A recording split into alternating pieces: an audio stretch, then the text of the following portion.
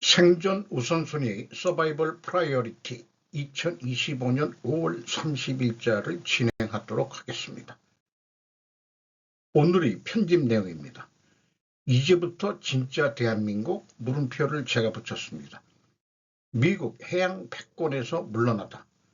외국인 집주인 10만 가구 넘었다. 절반 이상은 중국인. F4 상호 관세 미국 판결로 변동성 확대 가능성. 댈러스 여는 총재 관세 등 트럼프 정책 역량 파악 시간 걸려. 트럼프 이번엔 외국인 투자자 징벌적 과세 자본전쟁으로 번지나. 미 당국자 중국 견제위에 주한미군 감축 배제 안해. 중국 취업시장 먹구름 무역전쟁 악재의 대졸자 1,200만 명이 쏟아져 나왔다. 앨런 머스크는 워싱턴을 조용히 떠나지 않습니다. 트럼프 결정이 전부 우크라이나 지원단체가 미 타이블로드 신문으로 만든 기책, 7순위 비용 증가를 대비하지 못했다로 진행하겠습니다. 이제부터 진짜 대한민국. 이재명의 대선 캠페인을 보면 이제부터 진짜 대한민국이란 슬로건이 보인다. 이 말은 1948년 건국 이후 지금까지 가짜 대한민국이었다는 말이나 다름이 없다. 그렇다면 진짜 대한민국이란 개념은 무엇인가? 대한민국이 선도 국가로서 거듭나야 한다는 비전이며 기존 정치 문법이 아닌 마케팅 관점이라고는 소개는 하고 있다. 가짜 뉴스가 판치는 세상이라고 한다. 이 슬로건은 마치 저에게는 가짜 뉴스같이 들립니다. 현재까지의 대한민국 역사를 부정하는 것이나 마찬가지 아니냐. 대한민국 민주공화국을 부정하는 말로 들립니다. 그렇다면 이재명이 말하는 진짜는 무엇일까? 저는 바로 사회주의일 것이라고 생각합니다. 전국민 25만 원 무상 지급이 그것입니다. 국민을 거지 근성으로 만들려는 속셈이다. 하긴 진보주의의 탈을 쓴 자들은 모두가 정부 돈 빼먹는 사업 아이디어가 풍부한 자들이다. 그들은 영리를 목적으로 사업을 영위한 경험이 일천하다. 생산 및 판매를 통해 돈을 번다는 것이 얼마나 어려운지를 모르는 부류들이다. 국가부채 수준이 낮다고 이재명은 주장한다. 낮고 높고를 관두고 국가부채는 미래 세대가 짊어져야 할 빚이다. 대한민국의 미래 세대에게 넘겨지는 유산이 빚밖에 없다면 대한민국은 소멸할 것이다. 미국 해양 패권에서 물러나다. 해적의 미래라는 원래 제목입니다. 피터 자이안 2025년 5월 29일자 뉴스레터입니다. 미국이 세계 해양보호국 지위에서 물러나면서 해적의 시대가 다시 돌아올까요? 블랙비어드가 다시 돌아오지는 않겠지만 해적 행위는 무역의 미래에 중요한 역할을 할 것입니다. 국가들은 해적 퇴치와 포용이라는 두 가지 진영 중 하나에 속할 가능성이 높습니다. 그리고 그것은 주로 자급자족에 달려 있을 것입니다. 프랑스, 이탈리아, 일본, 동남아시아 국가들처럼 외부의 약간의 해상 지원, 특히 에너지 수입을 위해 지원이 필요한 곳들은 해적 행위에 반대하고 항로를 보호할 것입니다. 이 피터 자이안은 한국은 시야에 안 들어오는 모양이에요. 취급을 안 합니다. 일본은 언급을 하더라도 한국에 대해서는 언급을 안 하는 친구인데 튀르키예와 같이 육지에서 무역이 이루어지고 대부분 자가 릴리언트로 이루어진 곳에서는 보호 라켓과 같은 보다 공격적인 정책이 일반화될 수 있습니다. 튀르키예, 이스라엘, 이집트 간의 블록이 형성되어 각 국가의 다른 강점을 활용하는 것을 볼 수도 있습니다. 물론 몇 가지 이외에도 있을 것입니다. 인도와 같은 나라는 서쪽에서는 해적 행위를 반대하지만 동쪽에서는 해적 행위를 용인할 수 있습니다. 세계 해양 안정성의 쇠퇴는 통제의 지역화로 이어질 것이며 각 항로마다 다른 권한이 규칙을 제정할 것입니다. 그리고 주목할 만한 장소가 있다면 페르시아만 안팎의 중요한 에너지 경로를 주시하십시오. 라는 겁니다. 이런 뉴스레터를 보고 나니까 더더욱 미국 알래스카 개발에 참여해서 이 천연가스를 안전하게 그 공급 루트를 확보해야 될 것으로 판단이 됩니다. 이 해적이라는 것은 사실은 이 서구가 그 산업화하면서 그 해양 시대를 열 때 사실은 각 나라가 해적지를 했어요. 식민지도 뭐 해적지의 그 일환으로 해석을 해도 틀림이 없는 거죠. 2차 대전 후에 미국이 해양 패권으로 그 백기를 안전하게 지금 보호해주고 있었는데 그 역할을 포기하겠다. 라면은 각 지역마다 이제 해적들이 나오는데 미국도 그 마이애미 쪽인가요? 그쪽 군도 거기가 원래 그 캐리비안 해적들이 그 출몰하고 본거지였던 거 아니겠습니까?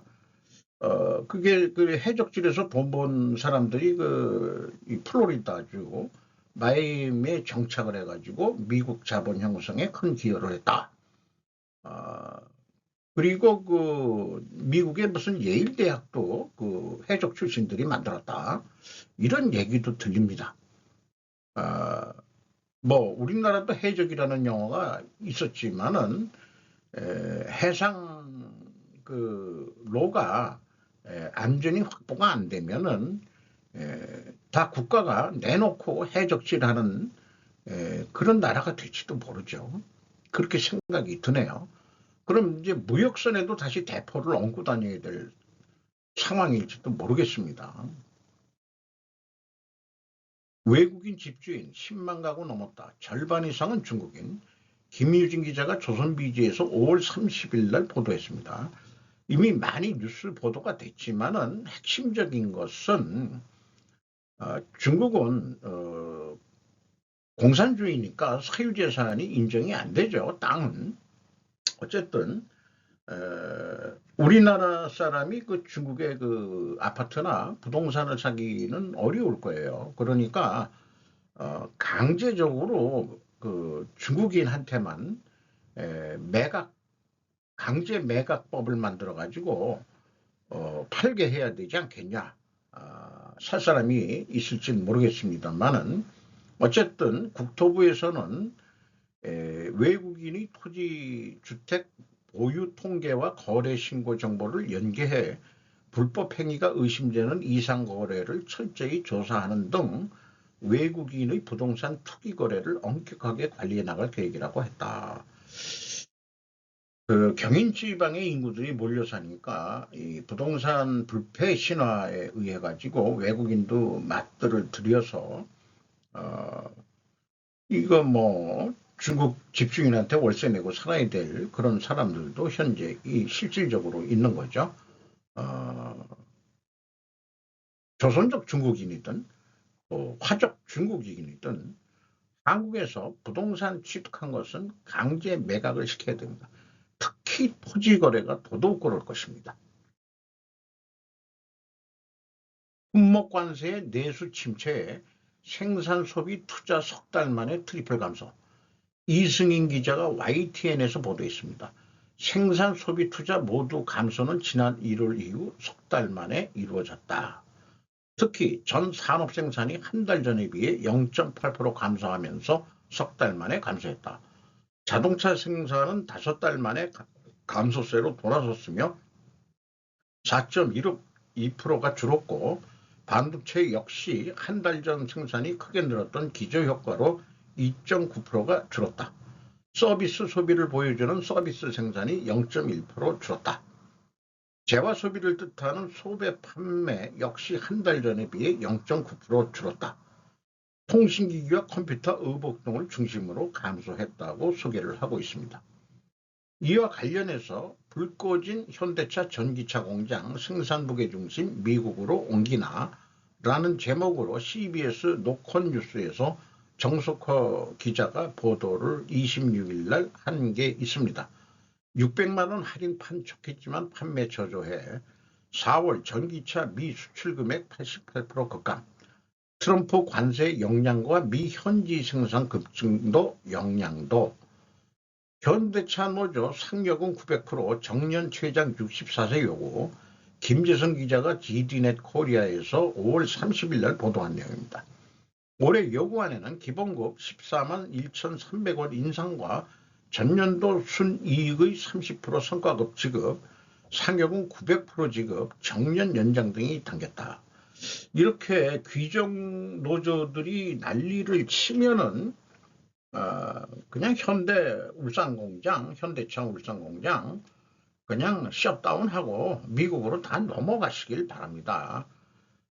다 그 친구들 실업자 만들어야 내가 그 속이 좀 시원할 것 같아요.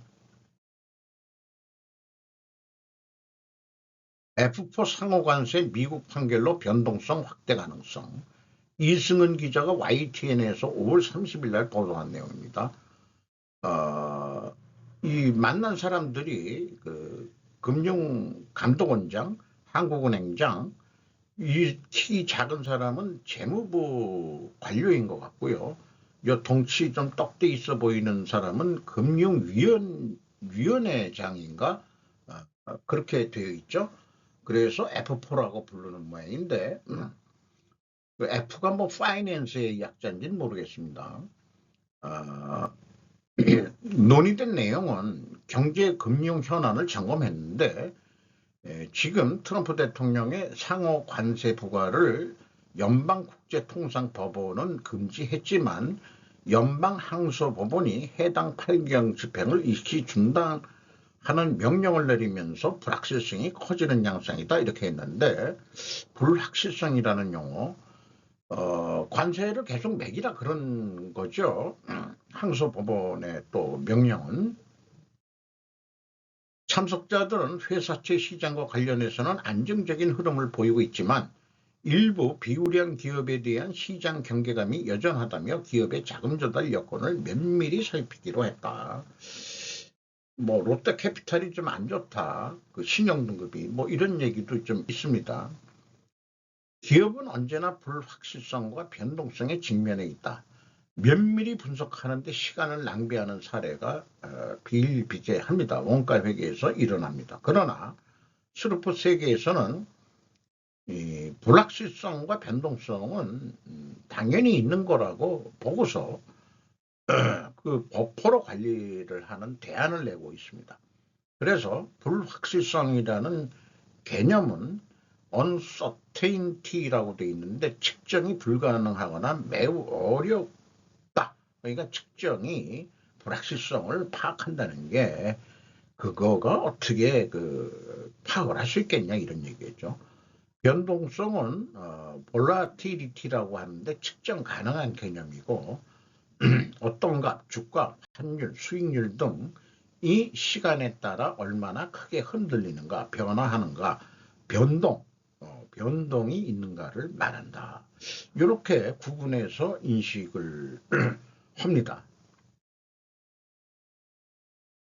댈러스 연은 총재 관세 등 트럼프 정책 역량 파악 시간 걸려 김윤지 기자가 이데일리에서 5월 30일 날 보도했습니다. 통화정책 좋은 위치 지켜볼 것, 현재 기준금리 동결 유지 시사, 트럼프 파월 회동의 연준 독립성 강조. 파월을 만나가지고 트럼프 대통령은 금리 내리라고 계속 그 압박을 주고 있다고 그러죠. 근데 이제 그 연준은 좀 더 두고 봅시다라고 하는 것 같아요. 나는 그 연준 의장이 여성인지를 모르고 있었습니다. 아주 그 미인이시네. 이름이 댈러스 모양이에요. 그 표현 중에 하나는 리스크의 균형이 어느 방향으로 이동하고 있는지, 다른 방향으로 이동하고 있는지 파악하는데 상당한 시간이 걸릴 수 있다. 이렇게 조심스러운 표현을 하고 있습니다. 그리고 경제적 불확실성과 금융시장의 변동성으로 인해 소비자와 기업의 경기를 후퇴시켜 경제를 둔화시킬 수 있다. 이렇게 또 얘기를 하고 있고, 만약 위험의 균형이 바뀐다면 우리는 대응할 준비가 잘 되어 있을 것이라고 부연했다. 연준이 우리는 잘 대처할 거다. 이렇게 얘기를 하는 거죠. 그는 연준의 독립성에 대해서도 언급했다. 트럼프 대통령은 이날 제롬 의장을 백악관으로 불러 기준 금리 인하를 요구했다. 그는 연구에 따르면 중앙은행이 단기적인 정치적 고려로부터 독립적일 때 인플레이션 관리 성과가 더 우수하다며, 이 같은 흐름은 전 세계적으로 그리고 역사적으로 분명하게 드러난다고 말했다. 어쨌든 대통령이 연준을 너무 건드리지 말라. 자꾸 이런 얘기를 하는 건데요. 미국은 건국 시기부터 국가가 중앙은행을 소유한 게 아니고 식민지 전쟁 뭐 이런 등등 모든 게 국가가 중앙은행을 소유함으로써 발생한 거니까, 미국은 건국을 독립선언에서 건국을 할 때 그냥 금융은 민간한테 맡기자 이렇게 됐기 때문에, 출발 자체가 그렇기 때문에 건드리지 말아라 하는 것 같습니다. 그리고 댈러스 연은 총재의 이렇게 영어식 돌려 말하기 식의 얘기는, 관세 정책은 그냥 밀고 나가보세요. 내가 지켜보고 있을게요. 이런 얘기나 마찬가지로 들립니다. 그래서 그 총재의 얘기를 충분조건 논리적으로 다시 표현해 봤습니다. 만약에 리스크 균형이 변경이 된다면 그러면은 대응 준비가 잘 되어 있을 것이다. 왜냐하면 연준의 독립성이 있기 때문이다. 이것이 근본원이 되면 필연적으로 존재할 다른 결과는 인플레이션 관리 성과가 우수할 것이기 때문입니다. 우수성이 나타날 것이다. 이렇게 얘기할 수 있는 거죠. 그래서 이렇게 표현해 봅니다. 연방정부가 빛을 져야 연준의 존재감이 부각되는데, 트럼프의 재정 감축 정책 드라이브 걸고 있다. 정부 부채가 크게 줄어든다면 연준의 존재 가치가 감소할 것이다. 민간인 연방중앙은행의 존재 가치는 오늘도 내일도 물가 안정이 사명일 것이다. 금리와 달러 화폐 발행 및 회수를 통해서 미국의 그 물가를 조절하고 그렇게 한다고 볼 수 있겠죠. 그리고 정부가 빚을 지면은 이자 놀이를 하니까 연방은행이 국채 발행하는데 일반 금융기관도 국채를 사주겠지만은 연방은행도 사줄 수 있는 거라고는 알고 있고, 특히 그 화폐 발행권이 있기 때문에 그 물량 조절을 통해 가지고 또 물가를 조절할 수 있는, 그 화폐 발행은 또 금리하고도 관련이 있는 거로 그렇게 일반적으로 우리가 알고 있습니다. 트럼프, 이번엔 외국인 투자자 징벌적 과세 자본전쟁으로 번지나, 김희정 기자가 머니투데이에서 보도를 했습니다. 연기금 국부펀드에도 과세, 전문가들 법안 애매모호, 미국 자본시장 개방성에 대한 근본 도전, 월가 기장, 이렇게 됐는데, 이번 크고 아름다운 법안의 899조에 이런 얘기가 있답니다. 불공정한 외국 세금에 대한 구제책 시행이란 제목의 해당 법안은 미국의 차별적 세금을 부과하는 나라의 개인과 기업에 대해 세율 인상 방안을 명시했다. 899조는 캐나다, 영국, 프랑스, 호주 등 미국의 거대 기술 기업의 디지털 서비스제를 부과하는 국가를 겨냥하고 있다. 즉, 또 다국적 협정의 최저 법인세 조항을 활용한 국가도 대상이다. 이렇게 소개를 하고 있네요. 해당 국가의 투자자와 기관이 벌어들인 이자, 배당금 등 수동적이라고 되어 있네요. 패시브 소득에 대한 연방소득세율을 4년간 매년 5%씩 포인트 올려서 징수를 하겠다. 이런 얘기네요. 법정 세율보다 최대 20%포인트 높아지게 하겠다는 방침이다. 전문가들은 실행될 경우 자본시장에 미칠 결과는 재앙적이라고 입을 모은다. 가뜩이나 흔들리는 미 재무부 채권 등 미국 자산에 대한 시장의 신뢰가 빠르게 와해할 수 있다는 지적이다. 당장 외국인 투자자 과세 영역에 미 국채까지 포함될지는 분명하지 않다. 배당 세금은 트럼프의 관세 정책과는 별개이기는 하나 핵심은 동일하다. 소위 마르라고 세계 구조조정 협정을 주장하는 이들이 미국을 더 공평한 위치에 놓기 위한 고안한 수단의 하나이다라고 소개를 하고 있습니다. 미 당국자 중국 견제위의 주한미국 감축 배제안에 김민나 기자가 헤럴드 경제에서 5월 30일 날 보도했습니다. 도널드 트럼프 행정부가 주한미군의 감축 가능성도 배제하지 않고 있다고 AP통신이 29일 복수의 미 고위 국방당국자를 인용해 보도했다. 미 고위 당국자가 주한미군의 태세 조정 캘리브레이트라고 표현되어 있네요. 언급한 데 이어 더 직접적인 표현으로 현상 변경 가능성을 시사한 것이다.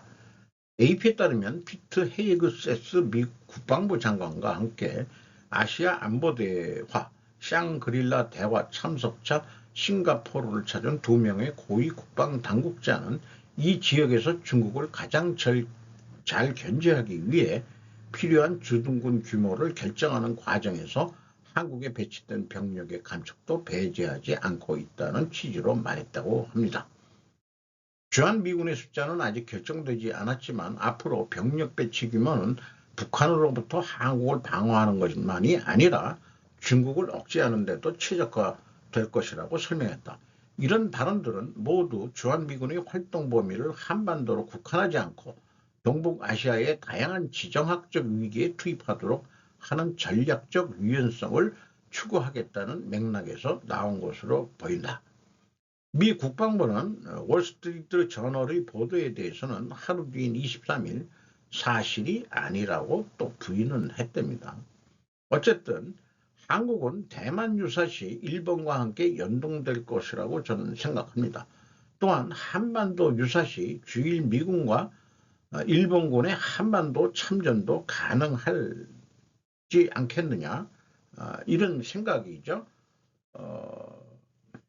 한마디로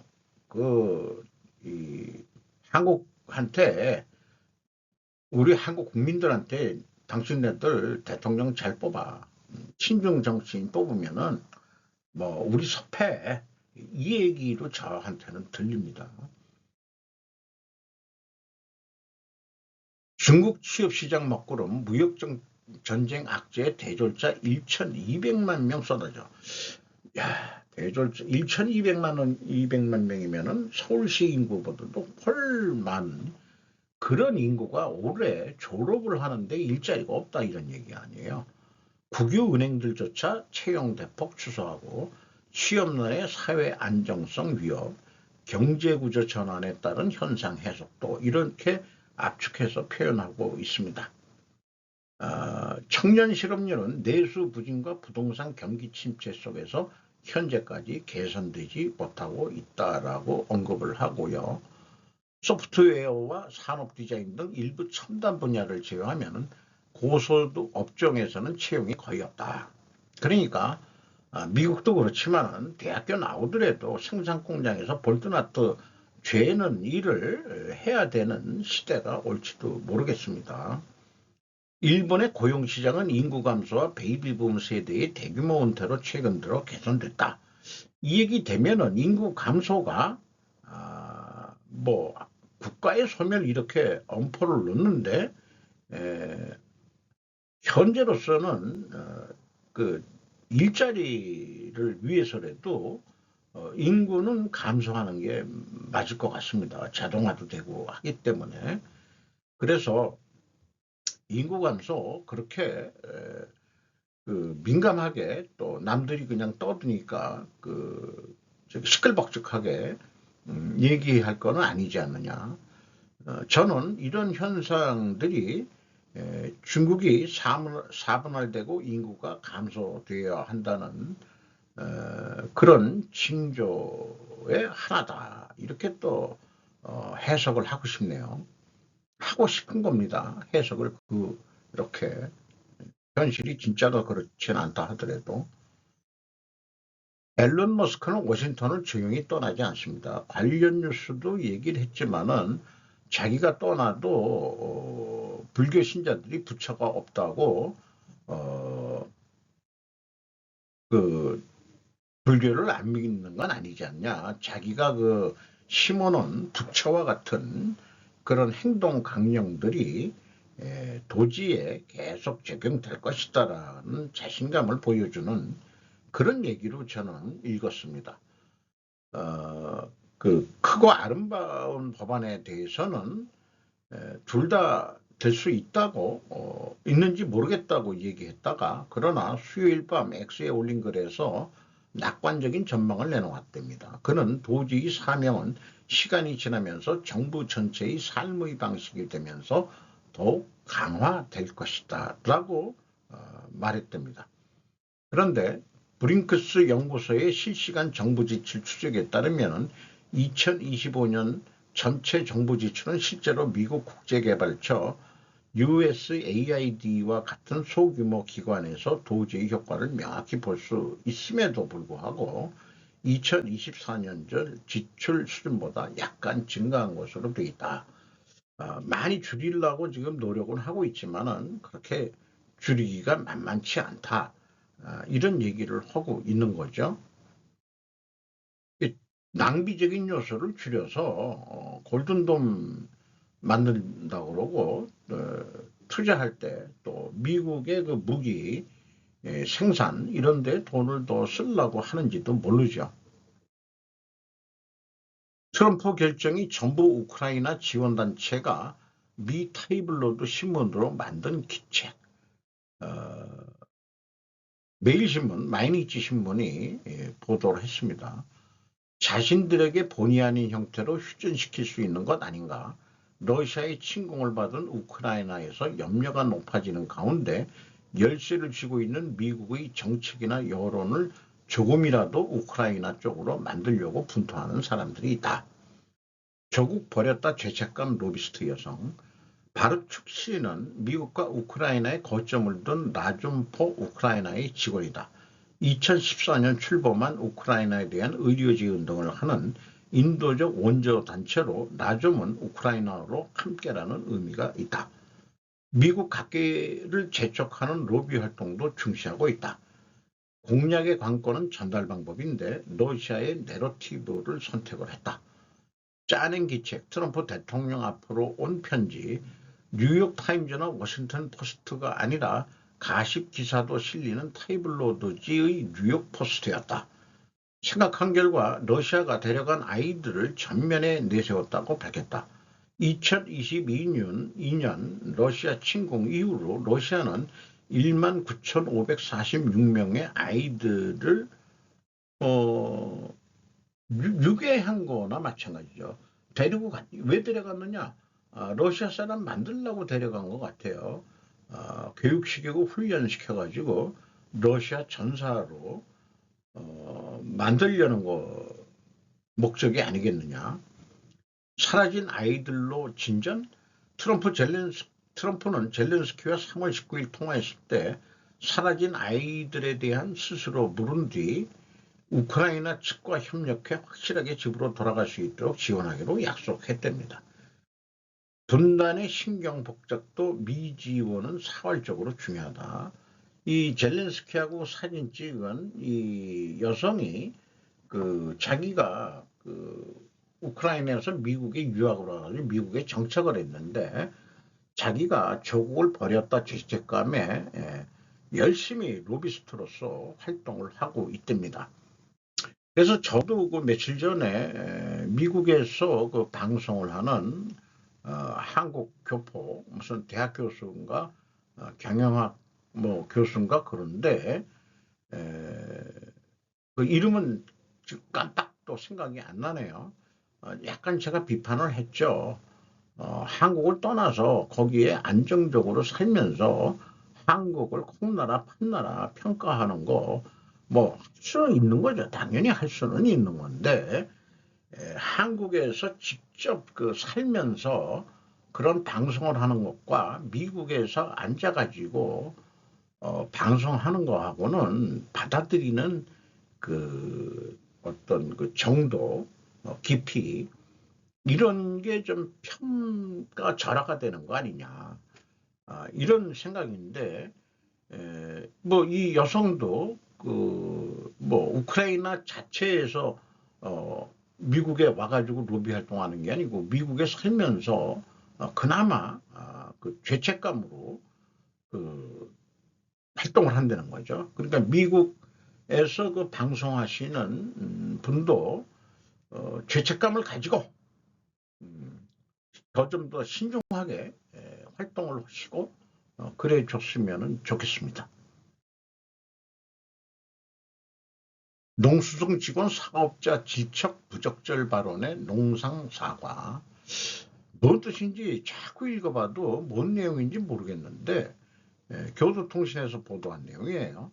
근데 댓글을 보니까 어느 정도 이해가 됩니다. 이번에 그 비축미를 그 입찰을 시키는데 그 비축미를 말하자면은 출고시키는데 방출하는데 그 입찰 방식으로 하는데 그 입찰 방식이 이번에 마이크로소프트 팀이라는 그런 거로 하는데 다들 처음 사용해 봐가지고 조작 방법을 몰라가지고 자꾸 뭐 질문이 들어오고 어쩌고 해가지고 뭐 답변을 어떻게 잘못한 모양인데 싫어하신 분이 있으면 사과한다 죄송합니다라고 고개를 농수산 장관이 젊은 고이즈미라고 옛날 고이즈미 총리의 아들인가 아마 그렇죠.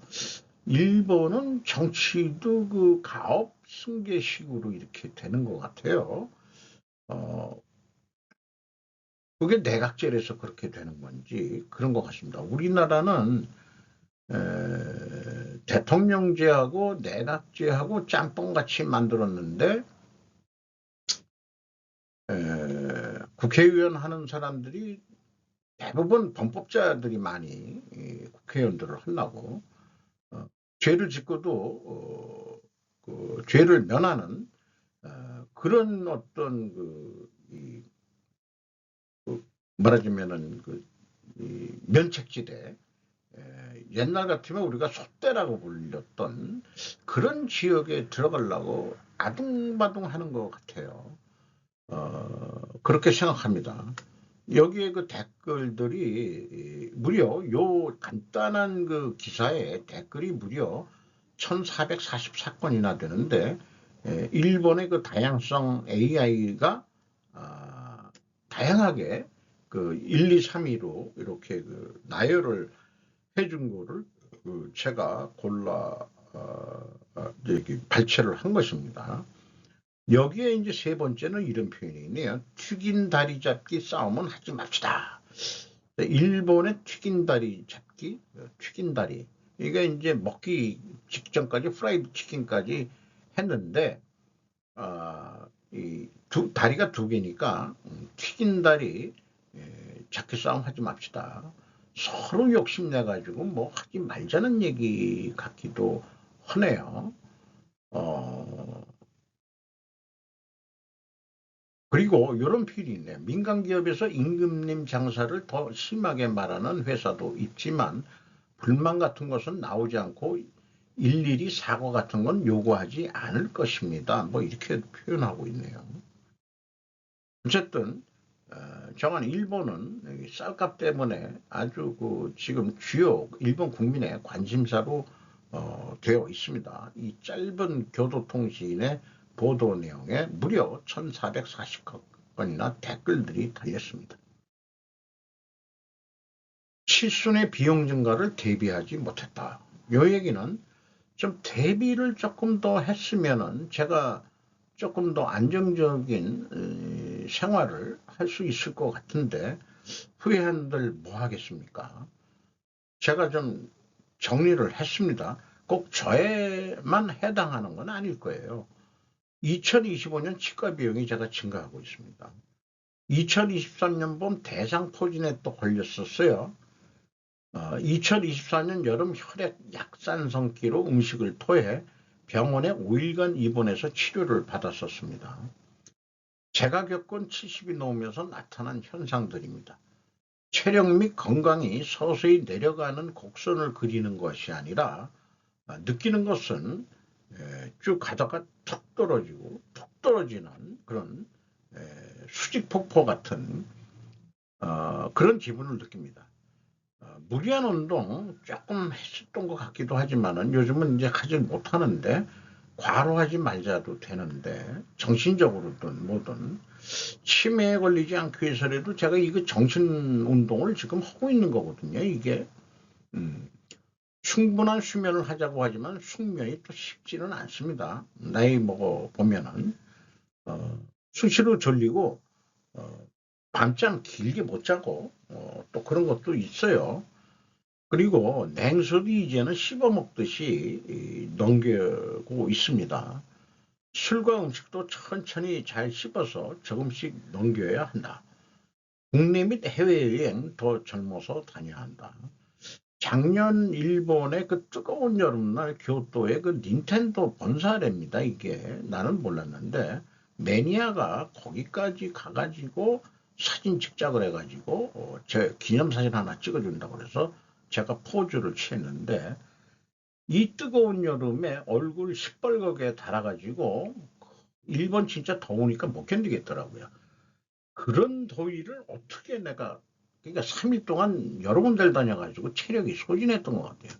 그게 댕겨 와가지고 혈액이 약산성기가 돼가지고 먹은 거를 소화를 못하고 다 토해내는 거예요. 그게 우리 인간의 피는 약 알칼리입니다. 약 알칼리. 그게 약간 그 pH가 그 산 쪽으로 조그만 차이로 그런 증세들이 나타난다는 거죠. 그러니까 섭생도 상당히 그 중요한 것을 뼈저리게 느끼면서 어, 생존 가는 날까지 생존하기 위해서 건강하게 생존하기 위해서 노력을 하고 싶다 이런 마음을 또 전하고 싶기도 합니다. 이상 마치도록 하겠습니다.